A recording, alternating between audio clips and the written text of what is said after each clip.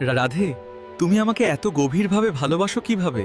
তোমার ভালোবাসায় এমন কি আছে যা আমি নিজেও পুরোপুরি বুঝে উঠতে পারি না। এটাই সেই দিব্য কাহিনী যেখানে স্বয়ং কৃষ্ণ ভক্তের আসনে এসে দাঁড়িয়েছিলেন। লোকমুখে বলা হয়, কলিযুগে যখন ধর্মের প্রকৃত রূপ আড়ালে যেতে শুরু করেছিল, তখন বাংলার নবদ্বীপে এক দিব্য বালকের আবির্ভাব হয়। তার নাম ছিল বিশ্বম্ভর, কিন্তু স্নেহভরে সবাই তাকে নিমাই বলে ডাকত, কারণ তিনি নিম গাছের ছায়াতলে জন্মেছিলেন। ভক্তদের বিশ্বাস অনুযায়ী তার পিতা জগন্নাথ মিশ্রকে নন্দবাবা ও বসুদেবের দিব্য রূপ বলে মানা হয়, আর তার মাতা শচী দেবীকে যশোদা মাতার প্রতিচ্ছবি হিসাবে দেখা হয়। জন্মের কিছুদিন পর যখন জগন্নাথ মিশ্র তার পুত্রের জন্মকুণ্ডলী পরীক্ষা করেন, তখন তিনি অনুভব করেন এই শিশু কোনো সাধারণ বালক নয়। কুণ্ডলিতে ইঙ্গিত ছিল যে এই সন্তান একদিন সমগ্র পৃথিবীতে হরিনামের মহিমা ছড়িয়ে দেবেন। শৈশব থেকেই নিমাই ছিলেন অসাধারণ মেধাবী। অল্প বয়সেই তিনি এমন পাণ্ডিত্য অর্জন করেছিলেন যে বহু জ্ঞানী পণ্ডিত তার সঙ্গে শাস্ত্র আলোচনা করে পরাজিত হতেন।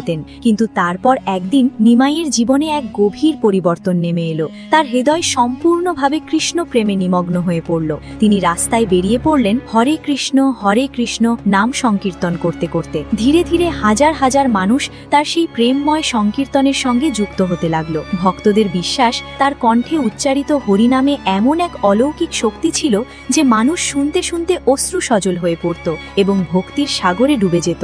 মাত্র ২৪ বছর বয়সে নিমাই সংসার ত্যাগ করে সন্ন্যাস গ্রহণ করার সিদ্ধান্ত নেন। সন্ন্যাস নেওয়ার পর তিনি নতুন নাম লাভ করেন, শ্রীকৃষ্ণ চৈতন্য। চৈতন্য মানে দিব্য জাগরণ, কৃষ্ণ প্রেমে উদ্ভাসিত আত্মা। পরের অংশ দেখতে ভিডিওটি লাইক এবং চ্যানেলটি সাবস্ক্রাইব করুন।